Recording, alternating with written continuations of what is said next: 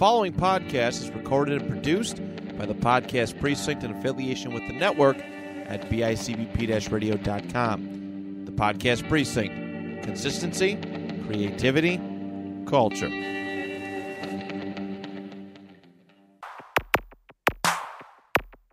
Ladies and gentlemen, boys and girls, children of all ages, the BICBP Radio Network proudly brings to you its two greatest hosts in sports history, Jammin' Johnny Townsend and amazing Andrew Lenz on the Retroactive Sports Podcast.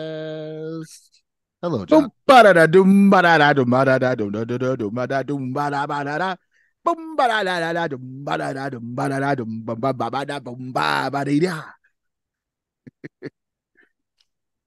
We are back though with our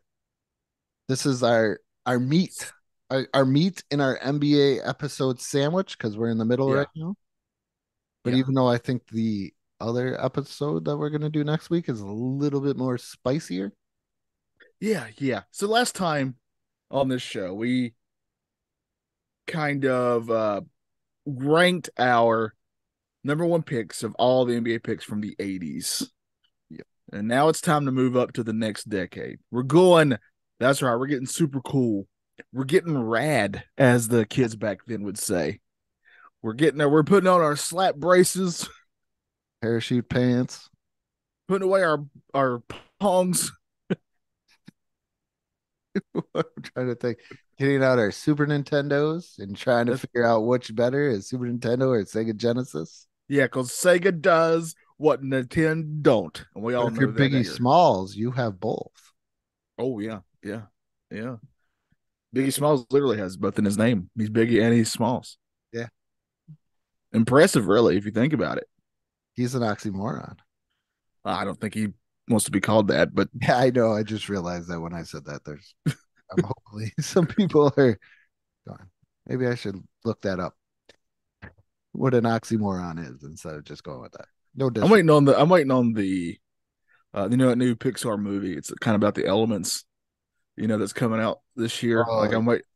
I guarantee you. Here's my prediction. There's going to be oxygen's going to be one of the things that shows up, but he's going to be dumb and he's going to get called an oxymoron. How about some moxymoron? Oxymoron. Yeah. Is that what Jim Cornette calls John Moxley? Probably, yeah. Actually, probably one of the nicer things it calls him, judging from what I've heard. Yeah. Like Johnny alluded to, we are ranking every 90s number one overall pick. And there is some good ones. This is a decade that me and Johnny can safely say we have seen every single one of these players pretty much career. Yes, I'm very excited to do this one. I think this one's going to get really fun when we get into our top five, especially. Yeah. Oh, there's a good Homer one on here for Johnny. So yeah, that's what I'm going to struggle with. If I'm being honest, I want to try to see if I can put my Charlotte Hornet biasness aside, which would be very difficult for me. I know you were having a hard time when I sent you that video of every team's greatest duo ranked, and you were like already angry at this. With 5 seconds into the video, Johnny was already angry. Yeah, that I can't remember the person who put that out, but you need help with your list. In fairness, it's a matter of opinion, but my opinion varied drastically on a couple of his, especially the Hornets one. But yeah, I'm very excited to do this. I think our 10 and 9s are going to line up fairly easily, but then after that, I think we're going to have some fun, honestly. All right. Well, I believe you went first last time, so I'll go first with my number 10. And I'm going to go with the Candyman. Yeah, I'm going to get it out of the way. I am with you 100% here. Michael Olowokandi. Horrible. Just very overhyped. We need a big man. Let's get one. I know he had a lengthy kind of career, but it in the age where we need big men to shack to eat. So that's probably how he kept his job.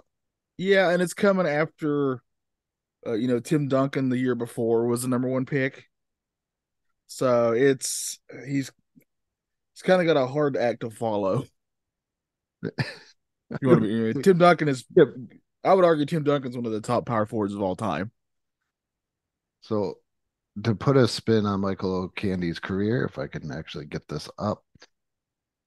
Oh, Andrew, and when you get older, it gets more difficult. So his biggest accomplishment in the NBA By the way, I'm saying that from experience. was he made the All NBA rookie second team. That's your number one pick, making the second team. Yeah. And he was drafted by the Clippers, who try to play everybody, especially at this time, because they don't have anybody. Did they have Baron Davis though? Or is He this did eventually play for them, but I don't think so yet. I I gotta don't even think he's drafted yet. this is why we record, because now I just remembered of something I wanted to do with Johnny. Game wise. When it comes to basketball. Yeah, but we both agree. I mean, I think that when we say this, obviously, I always like to point out that just to even be drafted in NBA means you have some talent, obviously. So we're just saying that. But, in the big scheme of things, as a number one pick in the NBA, the Candyman is kind of a bust. Yeah. Number 9. I have Joe Smith. We agree. We agree here. I never got Joe Smith. He's another guy that people He got a whole team in trouble, remember? Yes. Well, When the Timberwolves, I think. Yeah. Yeah, I think that was the Timberwolves too, in a way, because of the way the contract worked. Yeah. But even if you look at the guys that were drafted after Joe Smith, these are all guys that you would be like, these guys are light years better than Joe Smith. Antonio McDyess went second. Oh, I'm a big nice guy. Yeah. I love Antonio McDyess. I do too. Stackhouse, obviously, I'm a Carolina guy, so Yep. Rasheed Wallace, Carolina guy. Yep. love it. And then maybe I don't know if this guy ever panned out. Kevin Garnett. I never heard of him. But Joe Smith, so he did make all NBA rookie, the first team, and that's it. I think his first couple seasons were fairly good. And the problem was after that I don't know, did he get injured? I don't remember. But I do know his career kind of really, really pattered out toward pretty early in. My biggest thing with Joe Smith was, so I started following the NBA draft like a little bit more, because this is what, 95 he got drafted. Yeah. So I'm getting older. I'm starting to understand a little bit more, not just what my dad is telling me to understand. Yes. Okay. And I know how that goes. Yeah. I just remember being just like upset, even though I wasn't a Warriors fan. Like, why was not Jerry Stackhouse the number 1 overall pick in this draft? Why did you not get Jerry Stackhouse? I to this day I can still picture myself sitting at my grandma's table in the kitchen, reading the paper, because that's how old I am, and seeing that and going, why did you not pick Jerry Stackhouse? So there might be some bias there, but I think this is a perfect one. This guy played for the Lakers. Yeah, I think he was a journeyman there toward the end, wasn't he? He played on a number of teams. Yeah, what going through everything. I'm gonna name his teams. You're gonna be like, what? He did that? Wait. Let's do it. Let's see how many I can get. Okay. All right. Timberwolves. Yep. Warriors. Obviously, should have started there. Timberwolves twice. Yes. I remember. I definitely remember the Timberwolves getting in trouble. Yep. For that, because I think they had to broke a rule when they were kind of circumventing the salary cap to get his bird rights. Yes. Yeah. Lakers, obviously, because you already said that one. So that's 3. That's 3. This is where it's tough for me. I'm trying to remember. There's a lot. Yeah. I remember him being around quite a bit. but I don't feel like he ever really played on a really good team very much. Um, This guy Wasn't he was, on the Hawks at some point? yes. Yeah, I remember that. But after that, I'm going to get fuzzy. Okay. 76ers, Pistons, Bucks, Nuggets. He was a Chicago Bull, a Cavalier twice. He was on the Thunder and the Nets. I was going to say the Nets. I think I could have got, but yeah, that's way more than I even thought. And I know he was on quite a few. Hey, getting jobs, man. All right, so that was our number 9. I wonder Yep, now we're on 8. number 8. I have Derek Coleman. This is tough for me because I'm between three names here, and I bet it's between the three names you were also thinking because there's definitely It's a tiers to this list here. Yeah, we could have tiered this pretty well. I'm going to say, well, go ahead and give me your case for Derek Coleman being here. Derek Coleman is my case for Derek Coleman is the same case that I kind of have for Danny Manning. Hyped, and it might sound crazy, but he was kind of a valuable card. I remember going through a lot of skybox cards looking for the Derek Coleman rookie card, I had many a Derek Coleman cards. and he just never kind of lived up to that big time hype. Um, so I mean that's pretty much To me, he's the definition of someone who came out hot because I mean, early in he was a 20 and 10 guy easy. oh he was a very serviceable player for throughout his Yeah, career. I mean, 20 and 10 is not easy to do. 20 points, 10 rebounds a game. One very, very powerful guy. A really good shooter too, for a big guy, especially during this era, Yeah. early 90s. Oh man, Yeah, he's got one All-Star appearance and two-time All-NBA third team and Rookie of the Year and All-NBA or All-Rookie first team. But other than that, there's not too much. yeah, I think I'm going to have to. I'm Like, going to agree with you, but it's just because the other two that I'm going to put ahead of him, I think a they were more consistent. consistent with their career than he was. But if we're just going from like how their career start, Derek Coleman would be above the next two. I think if we're just going by just starts of the career, like first couple seasons. Yeah, I there's no disrespect to Derek Coleman. Oh no, he was one of my favorites. I loved watching him play. If somebody asked me, And Charlotte Hornet. if somebody asked me, who, name like a random NBA player that most people in this generation want to know about that was pretty good, I would name Derek Coleman. I do want to do an exercise one time, which is a sentence I've never said before, of me and you going through the NBA teams and putting our favorite top three from each team throughout their history. Oh, I could do that all day. And I'm going to go ahead and tell you, Derek Coleman would more than likely make my New Jersey Nets one. Who else would? Yeah, it's Jason Kidd, Vince Carter. There's my three. Actually, you know what? I was a big Keith Van Horn guy. I liked him. I also like Kerry Kittles quite a bit. Richard Jefferson. Oh yeah, see, they had some good players. So that would be tough. Yeah. But yeah. I'm going to agree with you. I'll put Coleman here too, but it's just purely because later on in his career, he's not near as consistent as the next two guys. Number 7, I have the big dog. I also have Glenn Robinson. Yes. I think he gets kind of lost in the shadows. He's kind of forgotten about now, despite the fact that he was really good.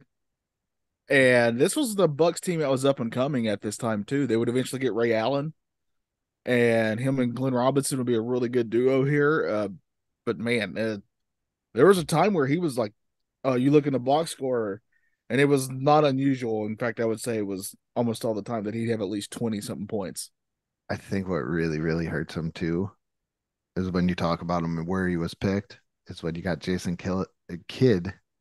I almost said Kittles. Jason Kidd and Grant Hill picked behind him. Yeah, that's kind of tough. If we redid that now, I would think Kidd would go first. Just Career wise, with hindsight, if we had the power of hindsight, that's purely because Grant Hill got hurt. oh, Grant Hill didn't get hurt. I would say Hill would be over Kidd. Oh, 1,000,000%. Yeah. But Mr. Glenn Robinson, the big dog, and his son is playing today too. Yeah, the third, right? I think that's what he is. Glenn Robinson the third. Yep. Cool nickname though too, the big dog. He was an NBA Diggity dog. That's what I think every time from that Nintendo 64 wrestling game. he was an NBA champion in 2005 with the San Antonio Spurs. Oh, can't let's say that name. I forgot. That's a pretty sore spot here. Two-time In Charlotte Hornet land. Two-time NBA All-Star, and he made the All NBA rookie first team. Andrew, I got an idea. Let's give a team that's already had a history of being really lucky with the number one picks. Yeah, I don't know. Once in a lifetimes like David Robinson and Tim Duncan. Let's give them another one. Why don't we just do that? Maybe it was frozen. You ready for number 6? I think we're going to have the same one here, but yes. Elton Brand. Exactly. Yeah. Yep. Another 20 and 10 guy, though. Yes. Elton Brand, when the Bulls traded him away, and that I still think that trade is lopsided, even knowing what Tyson Chandler became. Tyson Chandler was really good, but Elton Brand was legit a 20 and 10 player. Yeah, it's like you can just count that. That's just the automatic, and even longer than Derek Coleman did it. So, and he also got Jimmy Butler for a bunch of second round picks. So can we give him a shout out for that one from Mr. Elton Brand? Yeah. Even though he didn't stay, and he was like, "Hey, you know what? Tobias Harris might be the better deal out of this." And for the longest time, he was one of the best players the Clippers ever had. Was the Clippers there? Yeah. But he was only a 2-time All-Star. Huh. 2-time All-Star. He made the All NBA second team in 2006, co-rookie of the year, and All NBA first team. Also, NBA Sportsmanship Award winner. Nice. There it is. Duke guy. Does that kind of make you feel dirty? I got over that. I used to be that way when I was younger. Like everything Duke I hated, but then they've had some players I've liked. I'll never hate Grant Hill. So have you seen the ESPN 30 for 30? Everyone hates Christian Laettner. I most certainly have. Because I feel that's still a true statement, no matter what. I think he likes it that way, though. So that in turn made me like him, just despite him. He's just a heel. Yeah, I'm playing. I'm not. I refuse to play into his hands. So I think he's great. But Elton Brand, definitely one of the greats. Yes. Now it's getting fun, though. Ooh. Now this is getting fun. Okay, so my number 5. And I used how I felt looking at career, everything else when I did this. My number 5 is Larry Johnson. The sound that you don't hear is you crushing my soul. I went with Larry Johnson here because there's still a lot more. I almost want to say what ifs. His back injury really threw things in for a loop. Yeah. And I think he would have been higher, probably one spot, maybe 2, but definitely one spot higher if the Knicks would have won that 99 championship. Yeah, because he was a vital part to that team. I still remember that 4-point play he made. to this day. Yeah. Timeout. I'm calling a timeout here. Do I have a timeout left? No. Give me a technical because Chris Webber's my number 5. He, to me, incredibly talented guy. I was a big fan of that Kings team with him and Peja and Jason Williams. I really liked watching that team quite a bit. But to me, he's the epitome of your team. I mean, besides that Kings team, he didn't really do much. He was, but that sounds weird saying because again, another 2010 guy. So, and he's actually an underrated passer. He got put into an awkward situation with the Warriors, from what I understand, where today it's the norm, where back then it was Don Nelson trying to try something new that where today would have been like, yeah, that sounds perfectly fine. Where he was a proud power forward, but they want him to play center. Yeah. And if you look at Chris Webber now, for anybody younger that just don't really know about Chris Webber, and you saw him be like, yeah, 6'10, what, yeah, he was 6'10, 245. Why can't he play center? Yeah. Because you had monster men back then that just, I mean, we're not going to give it away. Alive. We're not going to give it away, but just look the year who was number 1 the year before him, crying out loud, Yeah. So, yeah, Chris Webber is just my number 5, and again, I'm completely admitting my Charlotte Hornets biasness here for this. So, again, incredibly skilled player that I really like to watch. He was, I think he's probably way more known for the time out in college than anything else because it cost him the title. They playing Johnny? Oh, I don't know. It's hard for me to remember Carolina, but it's just that's a hard thing to overcome for anybody's career, no matter how good you are. When the most biggest thing you're remembered for is a mistake you made. So, like, who's the player for the Red Sox who got blamed for missing that ground ball? Wasn't it Bill Buckner? Yes, yeah, and that's all he's ever been remembered for. So there's a football player, and his name is Jim Marshall. He played in the 60s and the 70s. Played on what pretty much is everyone on the defensive line is in the Hall of Fame. He set a record for most consecutive games played. Very consistent player. They didn't count sacks back then, so that's kind of hard to track. Everybody says he should be in the Hall of Fame, but the one thing that is keeping him out, most likely, is that he once picked up a fumble and he ran the wrong way. Oh man, that's painful. This guy is definitely Hall of Fame career, if not 100%, borderline, get him in on a senior thing. I don't think he's in yet, but he might have been. Sometimes I lose track of this Hall of Fame thing, but that's probably what's keeping him out because he picked up a fumble and he ran the wrong way. Yeah. Yeah. And he couldn't understand why nobody was trying to tackle him as he was running. So they're just lighting my way, basically. So I'm guessing you have. Well, you don't know yet. Who's your number 4? I have Chris Webber, and I'm guessing you got Larry Johnson at 4. Yeah, I couldn't, in good conscience, put him above the rest of them. All right, so no, I really wanted to. I'm not going to lie, just because. Here's a big spoiler for everybody. My all-time favorite player is Larry Johnson. So, if this was my personal list, just for me, for Johnny, he'd be number 1. For me. I would like to do that. That would be a lot of fun. Yeah. For each one of our sports, just so people understand where we're coming from. A lot of this. That'd be a good, get to know us type of episode, I think. Yeah. But I mean, Larry Johnson is legit my all-time favorite player. He came along right as I was at the perfect age. I mean, 1991. I was born in 83, and this is right where I'm getting into basketball and discovering it. And being in North Carolina, yeah, the Hornets were obviously my favorite team. And I was very lucky because we had Larry Johnson, Muggsy Bogues, Del Curry, Kenny Gaddison. We would get Zoe soon. Yeah, I'm just naming off.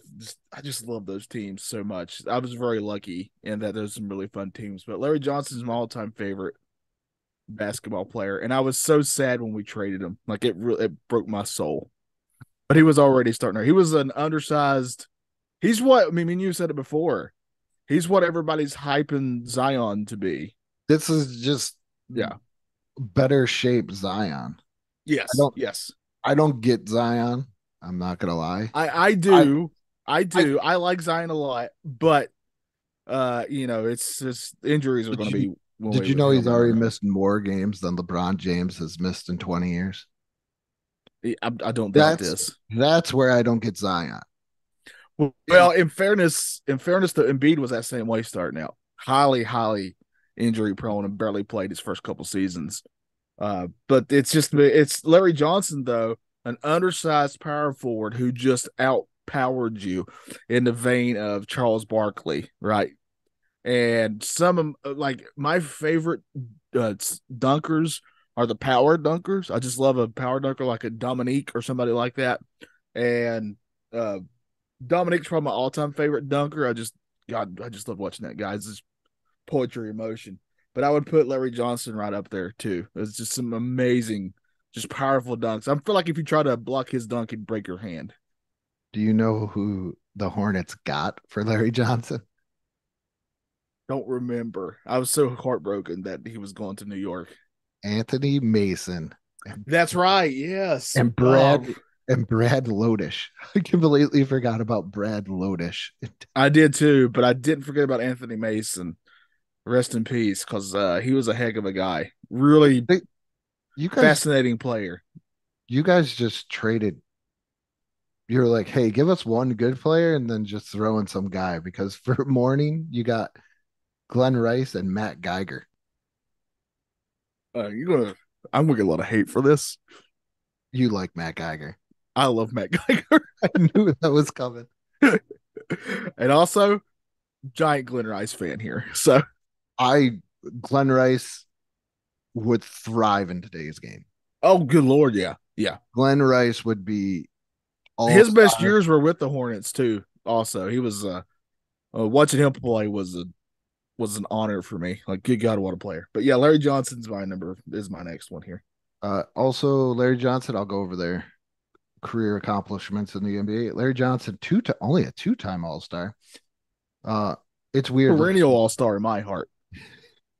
And one of the best guests on Family Matters. That was gonna be one of my things at the bottom. Guest on Family Matters. And probably the last big star Converse had with shoes. Oh yeah. He was a Converse guy. Second team All NBA, Rookie of the Year, and All Rookie First Team. Chris Webber, 5-time NBA All-Star, All NBA First Team, 3-time Second Team All NBA, 1-time Third Team Rookie of the Year, All NBA Rookie First Team, and NBA Rebounding Leader. And this just makes sense. His number 4 is retired by the Sacramento Kings. Yeah. It does make sense. I think most people are going to agree with you that he goes 4 and LJ goes 5. I'm just admitting my biasness and switching that up for me personally. I think that's where it gets a little bit spicy too. This is man. Who do you have? Okay, I'm gonna go. My number 3. I might get some flack for this one. And this hurts, but I feel this is how I feel. Tim Duncan, the big fundamental. I'm going to disagree with you, and I'm going to put AI here, but I guarantee you these are the two you're flipping back and forth, right? Yes. Yeah. My thing with Tim Duncan at 3. I mean, I'm just going to throw up championships, and I'm just going to stop there. Yeah. Okay, you got me on that one. But my thing is, man, you could Tim Duncan like always kind of had something. You can't. I mean, just think of like you couldn't put two vastly different players against each other. I mean, these are Oh just no, like complete opposites. those Just are even in personality. if you want to know my pure love for Allen Iverson and how weird it is that I probably do, if you look at our very first episode where we drafted out of the 75th anniversary team, and I had like the most straight laced team in the world, and then I was like, yeah, I'm gonna go with Allen Iverson because I really, really like him. Uh, Allen Iverson still amazes me just because it sounds crazy of that 1 year, and he was a smaller shooting guard. This was a good question I got brought to me the other day too. Do I consider Allen Iverson a shooting guard or a point guard? I consider him a little bit more of a shooting guard than a point guard, but I think he gets rolled into that point guard category. I think in Yeah, today's game he'd be a point guard just because point guards today are how Allen Iverson played back then. But I'm going to agree with you. He single handedly. I hate saying that because it's like but he compared to what other teams had, he was his second best player is what Eric Snow maybe, and that's no diss to Eric Snow or Dikembe, who I'll always have a soft spot for Dikembe. But everybody, I think, will. Can you hate? Is there anybody that hates Dikembe Mutombo? if you do, then I worry about you. I don't think I don't think I could ever hate Dikembe Mutombo. But he legit scrapped and clawed a team to the finals. So And the great thing about that team is that Lakers team was perfect throughout the playoffs. yeah, Perfect. And then he probably gave one of the greatest NBA final moments ever by beating the Lakers. And not only beating the Lakers, but he literally stepped over Tyronn Lue even big faster moment. than LeBron James did. Uh so But I'm going to throw a wrench into your thing here and just mention practice. okay. Now, and I heard a very interesting thing that Kobe Bryant said about Allen Iverson. If Allen Iverson was 7 inches taller, Oh yeah, would he not be in the GOAT conversation? he'd have to. He would have to easily be considered. Definitely would make dunk him up because that's one of the knocks against him, right? Is just the size. Yeah. And he was fearless, just fearless, Yeah, did not care, went in there. He crossed over Jordan. he was one of those players who I literally legit feared for his safety because he didn't fear for his own. Yes. I've seen him take many of nasty Michael Jordan Yeah, boy type Pistons hits. yeah. Well, I've had a history of players like that. Him and Dwayne Wade, these smaller guys who just run into the paint and just get demolished, but they don't care. They keep doing it. Hey. Something about that, man, that just appeals to me. Well, he's not doing practice, so there's the reason Yeah. why. But I couldn't put him above Tim though. I just can't do it. I think this was more of a heart too. I get it, man. I just put But LJ ahead of Chris Webber. I yeah, understand. so we could have our little Yeah. hot moments, but there's something about Allen Iverson that I Oh, think yeah. Yeah. he gets lost in the shuffle of Kobe's and everything else, and T Mac. Well, nobody really mentions T Mac anymore, but Allen Iverson was something special. But I'll read off Mr. Iverson's stats. He was NBA Most Valuable Player, 11-time All Star, 2-time All Star Game MVP, 3-time First Team All NBA, 3-time Second Team All NBA, All NBA Third Team, Rookie of the Year, NBA Rookie First Team, 4-time Scoring Champion. Holy cow! 3-time Steals Leader, 75th Anniversary Team, and the 76ers retired his number 3, which is pretty huge. Yeah.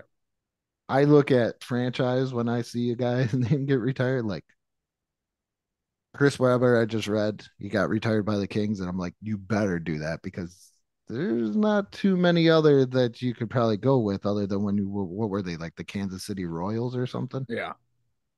or the Rochester Royals. Once again, thank you for Bill Russell, those Rochester Royals. Tim Duncan, here we go. This is Johnny's resume. Yeah.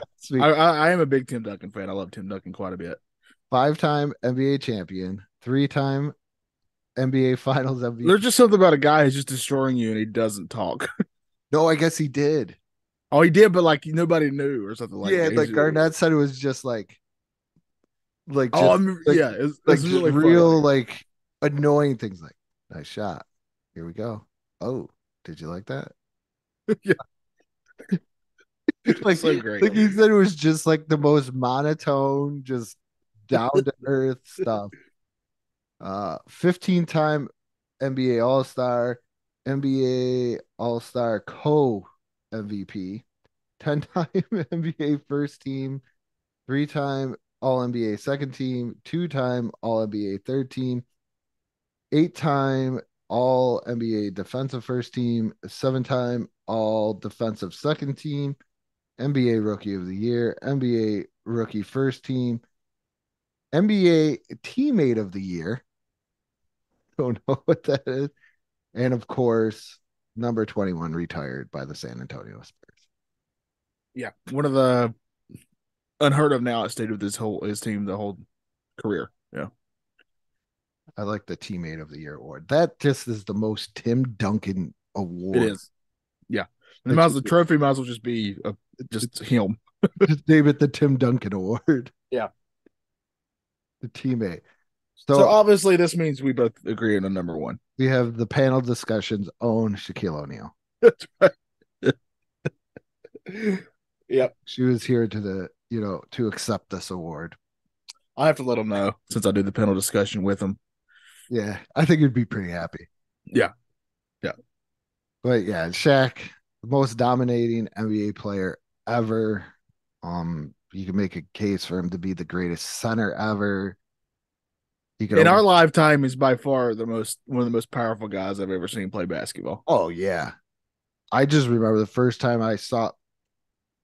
So I don't think people realize because he's probably most known for Lakers Shaq, which I mean it's when he won his championships. But man, I love looking back at Orlando Magic Shaq. Holy cow. I had that same argument at work where everybody is focused on Lakers Shaq, and they were like, Lakers Shaq could dominate in today's NBA. And I said, I don't think he'd be as good as Magic Shaq. Magic Shaq could run the floor. That coast to coast video that he has is nice. So a lot of people look at Lakers Shaq where he's just straight bullying people, but he's kind of, not as quick down the floor. But if you watch Magic Shaq, he's bullying and running the floor. He's both. Yeah. So yep. Let's not sleep on Magic Shaq, even though that was the premise of a movie, I believe. It was, and he rhymed when he talked. And great rap album. Shaq Diesel. Sorry. Sorry. I still listen to Shaq Diesel today. He makes a nice diss to Alonzo Mourning and Christian Laettner in there. I know you don't like that, but. No, you can. I don't mind. But Mr. Shaquille O'Neal is a 4-time NBA champion, 3-time Finals MVP, 1-time Most Valuable Player, 15-time NBA All-Star, 3-time NBA All-Star MVP, 8-time All-NBA First Team, 2-time Second Team, 4-time Third Team, 3-time All-Defensive Second Team, Rookie of the Year, All-Rookie First Team, 2-time NBA Scoring Champ, and he got 2 of those IBM awards. I would love to review these. He is on the NBA anniversary team for the 50th and the 75th. And the Lakers retired his number 34, and the Heat retired his number 32. And Associated Press Player of the that's college because he came out by that point. But should the Magic retire his number? Can I throw that out? I think so, but I understand why they haven't, just from their hurt by the whole thing. He sort of orchestrated his way out of there. Yeah. And I get it. But also, I'm just going to put this to rest. In Hornets land, it kind of became you're either an Alonzo or a LJ guy. Because here's a spoiler, they didn't like each other very much. Team LJ here all the way. So if you want to put Shaq above him, be my guest. But that is our list. Thank you for listening. Check us out on our YouTube channel and wherever you can get your podcast. John, you got anything else? Yes, I'm going to real quick change mine and put Larry Johnson number 1. Okay, I'm done. I had to do it. Couldn't sleep at night without it. Oh, and my number 2 is Grandmama. Number 3 is the Converse shoes. Yeah. Number 4 is the car Grandmama drove in the Number Converse 5 is the shoes. honeycomb poster that I got, where he had a poster in a honeycombs box of cereal that I hung up in my room. Was it one of the generic, like, Yes, because they didn't have doesn't say Hornets or anything? He's just wearing a teal jersey with no Hornet, no name Those on it. are my favorite ones. I think I had a Shaq one too, if I'm thinking right. Yeah, I think it would just say Shaq on it. Yeah, I miss those posters. Those are the best. But that is all. Thank you for listening and have a good day, night, or whatever you're going on right now.